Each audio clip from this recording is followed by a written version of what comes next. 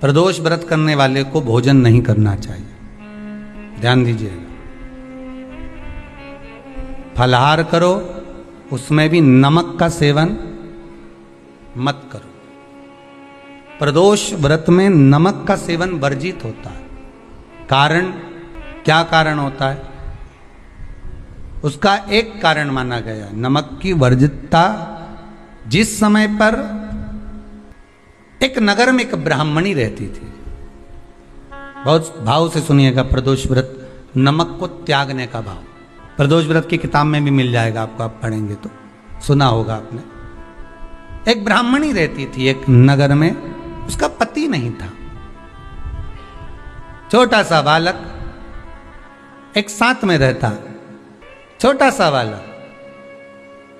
अब ब्राह्मण के घर की धर्म पत्नी है, ब्राह्मण कर्मकांड करने वाला, पूजन करने वाला, पाठ करने वाला, अनुष्ठान करने वाला, पूजन करने वाला, मंत्र जाप करने वाला, भगवत भक्ति में डूबने वाला। ब्राह्मण तो चले गया, ब्राह्मणी बच्चे के साथ रह रही, क्या करे वो? अकेली निवास कर रही है, अकेली रह रही है।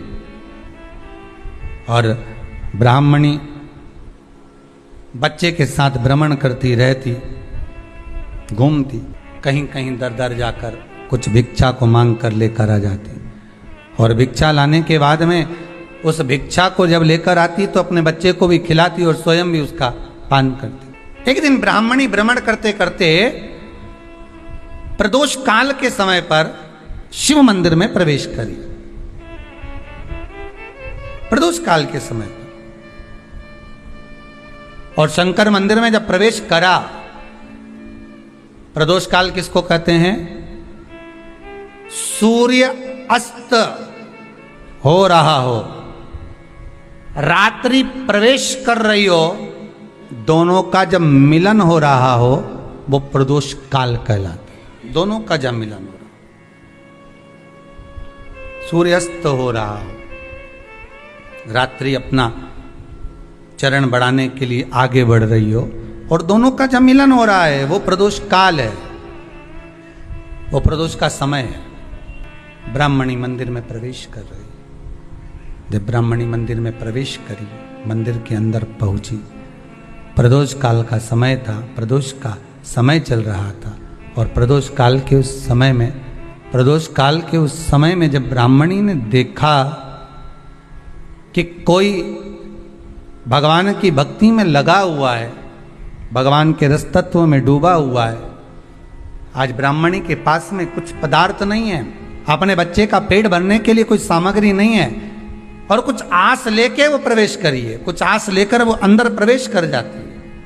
कोई ऋषि की पत्नी, कोई ब्राह्मण जन की अर्धांगिनी उस प्रदोष के समय पर शंकर का अभिषेक पूजन कर रही थी, भगवान शिव की आराधना कर रही थी, भगवान की भक्ति में डूबी हुई थी। जब भगवान शिव की आराधना में डूबी हुई है, आराधना कर रही है, ये कुछ पाने के लिए चली गई, ये कुछ पाने के लिए गई, और इसके मन में आया कि मैं कुछ, मुझे भोजन का कोई पदार्थ मिल जावे, मुझे कुछ भोजन मिल जावे, और जब मुझे भोजन मिल जाएगा तब मैं जो पाऊंगी अपने बच्चे को भी पवाऊंगी। पर जिस मंदिर में वो प्रवेश करी थी, जहां पर नारी पूजन कर रही थी शंकर की प्रदोष काल में, वहां पर पड़ी हुई कुछ वस्तु को इस ब्राह्मणी ने मांग लिया। मेरे बालक को बहुत भूख लगी है, मेरा बच्चा बड़ा भूखा है, इसके भोजन के लिए थोड़ी सी सामग्री दे दीजिए, इसके भोजन के लिए थोड़ा सा कुछ रस तत्व दे दीजिए। उसने उठाया थोड़ा सा पदार्थ, कुछ जो उसके पास में था वो दिया। जब दिया तो देने के बाद जब उसे प्राप्त हुआ, और होने के बाद में जब वो मिल गया उसको, तो उसने उस समय पर उस पदार्थ को जैसे ही मुख में लिया, लेते ही कहा, इसमें तो स्वाद नहीं है, इसमें स्वाद नहीं है। उस ब्राह्मणी ने बड़ा सुंदर एक संवाद कहा। घर का जो बड़ा होता है ना, घर का जो बड़े होता है, घर का बुजुर्ग जो होता है, घर का जो प्रथम स्थल प्राप्त करने वाला, मेन कुर्सी पर अच्छी जगह पर जो बैठने वाला होता है ना, ब्राह्मणी कहती है वो कभी किसी वस्तु में ऐब नहीं देखता, मिनक नहीं निकालता। समाज के अन्नकूट होते हैं, समाज के जब अन्नकूट होते हैं महाराज, समाज के जब अन्नकूट होते हैं, बड़ी बड़ी समाजों में जब कार्तिक महीने में अन्नकूट महोत्सव होते हैं, बहुत सारा प्रसाद बनता है। जो बुजुर्ग होते हैं ना, बड़े समझदार लोग होते हैं ना, तो अन्नकूट की जब प्रसाद खाने बैठते हैं ना, उसमें नमक नहीं भी होता ना तो नहीं बोलते कि इसमें नमक नहीं है। पर जो हमने डोनेशन दिया है, जब तुम आए थे समाज वाले तो हमने 1000 का लिफाफा दिया, 500 का लिफाफा दिया, 2000 का लिफाफा दिया, और भोजन ऐसा बनवाया। एक व्यक्ति वो जो खाकर चुपचाप चले गया, और एक व्यक्ति वो जिसने प्रसाद पर उंगली उठाई। इन दोनों को अन्नकूट की तारीख पे इनका नाम लिख लो, और अगला अन्नकूट आए तब दोनों की दशा देखना। एक जो चुपचाप खाकर चले गया, भगवान के प्रसाद को प्रसाद मानकर, प्रभु का दर्शन मानकर लेकर चले गया, वो उन्नति की सीढ़ी पर चढ़ता चले गया, और जो मिनक निकालता रहा वो साल भर खटर पटर की जिंदगी जीता रहा।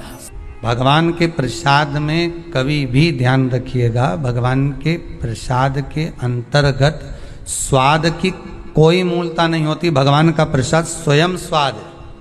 भगवान के प्रसाद में नमक नहीं देखना, मिर्ची नहीं देखना, भगवान के प्रसाद में शक्कर नहीं देखना, भगवान के प्रसाद में कुछ ये नहीं देखना कि कितना माल डला, कितना घी, कितना बादाम, कितना काजू, कितना इलायची डला। हाँ, यहां तक शास्त्र कहता है कि भगवान का प्रसाद अगर बन रहा है तो उसकी सुगंध भी नहीं ली जाती है महाराज, यहां तक शास्त्र कहता है। जब तक भगवान उसको पानी ले तब तक उसका सुगंध भी नहीं ली जाती। और कई कई जगह तो भगवान को प्रसाद अगर सूखा सामान हाथ में आ गया, इलायची कैसी है, मंदिर के अंदर जाने वाली है भगवान को डलने के लिए, लाओ यार किसकी दुकान से आई इलायची बताओ, इलायची तो 25 बार सूंघा, हाँ हाँ अच्छी है, अब सूंघ लिया तो भगवान इसको स्वीकार करेगा क्या? अरे जम के तो बोलो। एक फूल तुमने बगीचे से तोड़ा और सोचा इसमें पहले मैं सूंघ लेती हूं, इसमें स्वाद है कि नहीं, इस फूल में गंध है कि नहीं, इसमें सुगंध है कि नहीं, और फूल सूंघ लिया, उसके बाद तुम भगवान को देखो, भगवान स्वीकार करेगा नहीं। कई कई घरों में तो हंडी से दाल चलाती जाए ने हाथ में डाल के। महाराज ब्राह्मणी ने जैसी मुख में लिया थूक दिया, ये श्रेष्ठ नहीं है। जो ऋषि की पत्नी अंदर पूजन कर रही थी प्रदोष काल, उसने कह दिया, आपका चेहरा बता रहा है कि आप ब्राह्मण की धर्म पत्नी, पर आज आप दर दर जाकर अगर भिक्षा मांग रही हो, दर दर जाकर अगर भीख मांग रही हो, दर दर जाकर भिक्षा को मांग रही हो, तो इसमें आपके पति का दोष नहीं है, दोष आपका है। क्योंकि आप भगवान के प्रसाद में भी जो स्वाद देखी थी ना, ये आपका एक जन्म का नहीं है, ये ना जाने कितने जन्म का है। ब्राह्मणी के मस्तिष्क में बैठ गया, ब्राह्मणी के उस का ना वो बक्कल में नहीं अक्कल में बैठ गया कि ये स्वाद नहीं देखना। इसलिए प्रदोष व्रत के अंतर्गत ब्राह्मणी ने उस दिन से विचार कर लिया कि जैसे आप पूजन कर रही हो, जैसे आप अर्चना कर रही हो, जैसे आप आराधना कर रही हो, ऐसी आराधना, ऐसी पूजन, ऐसी भक्ति मैं भी करूंगी, ऐसी आराधना मैं भी करूंगी। अब मैं स्वाद नहीं देखूंगी। तो प्रदोष व्रत करने वाले को ध्यान रखना चाहिए कि नमक का सेवन ना करे, भोजन ना करे, फलाहार करिए, फल का आहार करिए, प्रयास करिए। और यदि आपने व्रत का ले लिया भोजन का कि हम तो एक टाइम फलाहार करेंगे, एक टाइम भोजन करेंगे, ऐसा भी कई लोग प्रदोष ले लेते हैं, तो वो बात आपकी है, आप तक रखो, ठीक है, अपने मन तक, ठीक है। बाबा आपकी मनोकामना पूर्ण करे, वो भी भाव रखो। अरे भगवान को धन्यवाद दो कभी कभी कि तूने अच्छे घर में पैदा किया, अच्छा परिवार दिया, अच्छा पति दिया, अच्छी पत्नी दी, अच्छे बच्चे दिए, अच्छा कुटुंब दिया, घर दिया, दुकान दी, जमीन जायदाद दी, शरीर अच्छा दिया, हाथ पैर आंख नाक मुंह सब बढ़िया दिया, एक के भी निपटा के नहीं भेजा तूने। मान लो एक आध निपटा के भेज देता तो क्या झगड़ा करने ऊपर जाते? एक ही कान देता और एक गायब कर देता तो यहां से चिपका देता, तो क्या कर लेते? हाथ एक देता और एक गायब कर देता। तो क्या झगड़ा करने जाते ऊपर कि मुझे ऐसा शरीर दिया? नहीं, भगवान को धन्यवाद देना कि मुझे अच्छे घर में पैदा करा, कटोरा लेके वहाँ चौराहे पे नहीं बिठाया। तूने अच्छा घर दिया, 2 समय की रोटी दे रहा है, खूब जोरदार शरीर दिया, भजन करने का मुहूर्त दिया, और बचा कुचा था तो ये सियोर वाला महाराज दे दिया, कथा सुनाने वाला।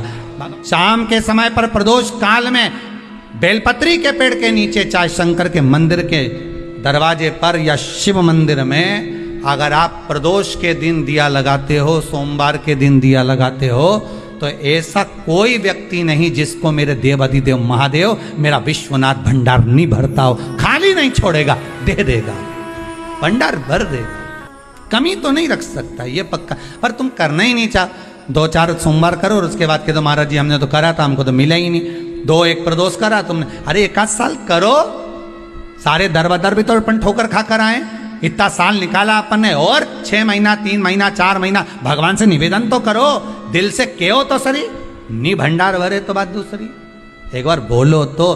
पर जगत के लोगों के सामने जाकर मत कहना, कहना तो देव अधिदेव महादेव से कहना।